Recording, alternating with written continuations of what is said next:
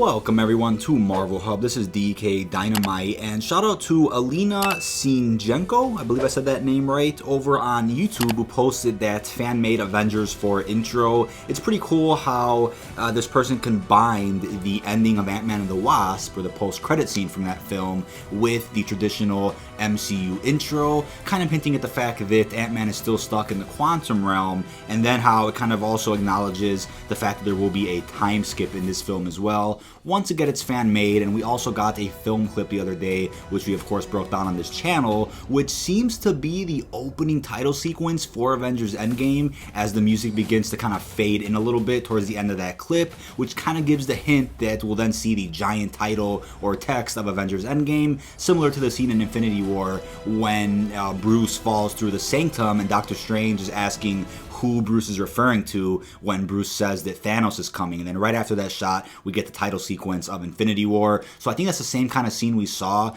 just the other day, but it could just be a scene that's in a different place throughout the film, and the title sequence actually isn't coming on during that scene. But who actually knows? But besides the intro that I just showed, I also wanted to talk a little bit about Charles Murphy over on Twitter. I wasn't sure if this was worth a separate video or not, but basically a MCU version of Namor may end up coming out very soon. Maybe not in phase 4, maybe early phase 5. Who actually knows? But here's exactly what Charles Murphy said over on Twitter. So I will tell you this, even though I know it'll get misinterpreted and twisted, and I'll get slammed for being wrong. About 3 to 4 months ago, Namor rumors started coming my way from several different sources. Rumors that Disney was scouting locations to use for Atlantis. Rumors that they had worked out what they had needed to work out in order to make a Namor solo film. I dug around for months and never found any evidence to support any of these rumors. At the same time, used Namor comics started to sell at a faster rate and increased prices. The speculative comic market can sometimes be a predictor of upcoming films.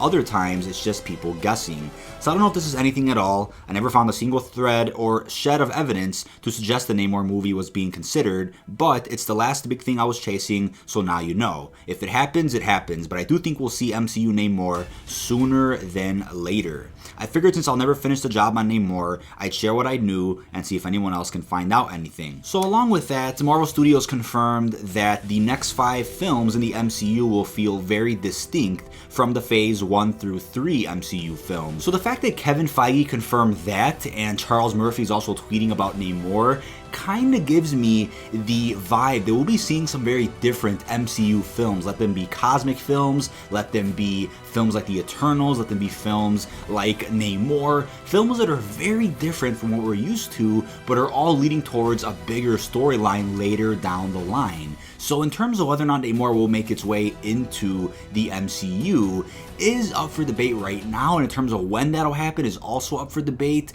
but obviously the current phase 4 films that we know of definitely aren't final. They can easily be shuffled around, easily be pushed back in favor of other films to be coming out, so Sony can easily step in, throw in another sequel to Spider-Man Far From Home, place that in phase 4. That can easily happen. We've had a movie and its sequel in the same phase before, looking at you, Iron Man, so anything could happen at this point. But in terms of figuring out the rights to Namor, I'm sure things are happening behind the scene. As Marvel gets even more successful as every phase releases, I think all these other studios who have the rights to other Marvel characters are starting to see that it is more profitable and more beneficial for Disney and Marvel to handle the characters that they obviously own, rather than have these separate studios try to come up with their own versions of these characters and their own versions of the MCU, because most of the time, at least 99% of the time, it just doesn't work. Marvel is the king of these cinematic universes. Marvel is the king when it comes to handling the characters that they obviously own and all the characters that they obviously sold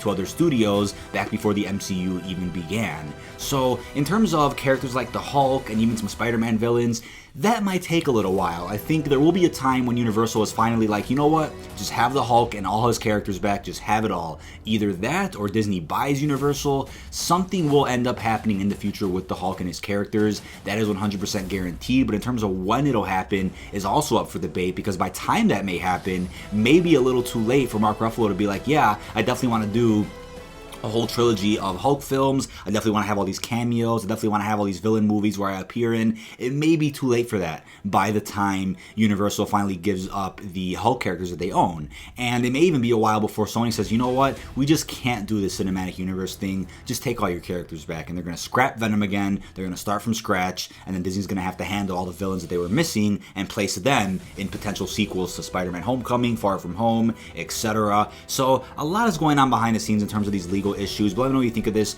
down below in the comment section. This has been DK Dynamite. Be sure to like, comment, and subscribe. Turn notifications on to stay up to date with the latest and greatest Marvel news and information. And peace out, everyone.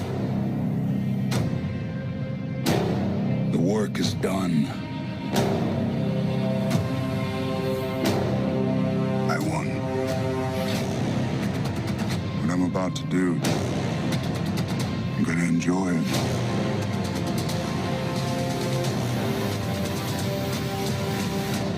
Very, very much. Tickets on sale now. If we do this, we'd be going in short-handed. Yeah, you mean because he killed all our friends? We owe this to everyone who's not in this room to try. It's not about how much we lost. It's about how much we have left. Infinity War was nuts.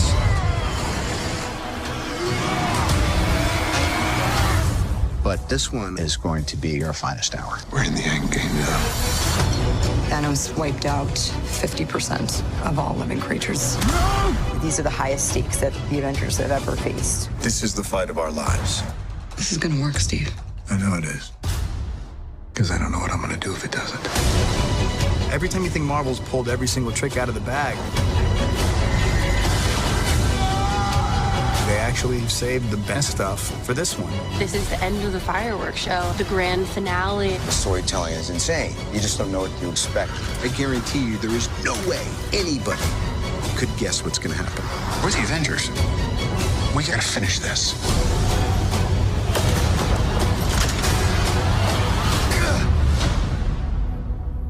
Tickets on sale now. We love each other, and we're always sad at the end of working on a movie. Yeah. Like that's because we know it's going to be like Now I another get it. Now I 5 see years. it. 5 I know what years you guys are before up to. we- Say nothing. Who was the most emotional when you guys wrapped? That was probably Scarlett. She usually gets really, really emotional, right? Sure. Yeah. Yeah. We lost. All of us. We lost friends. We lost family. We lost a part of ourselves. I mean, I was pretty teary-eyed. Yeah. Everybody We was. all were. And that has nothing to do with the plot. No. It's just the fact that this is We're a the family culmination now. of a really long endeavor, and you know, it kind of wraps up the journey for a lot of the characters, and that's okay to say, right? Especially when you meet young fans and they really only know you as the character. There's something really awesome about that, actually. It's like they don't care about, like, they're not looking at you as, they don't want to know anything personal about you. They really just are, like, so excited to, you know, ask you about the character and talk about the character interactions and, like, who's best friends and, like, who could beat who and all that stuff. I mean, it's so cool. Really, to know that you could be a part of that imaginative play is just awesome.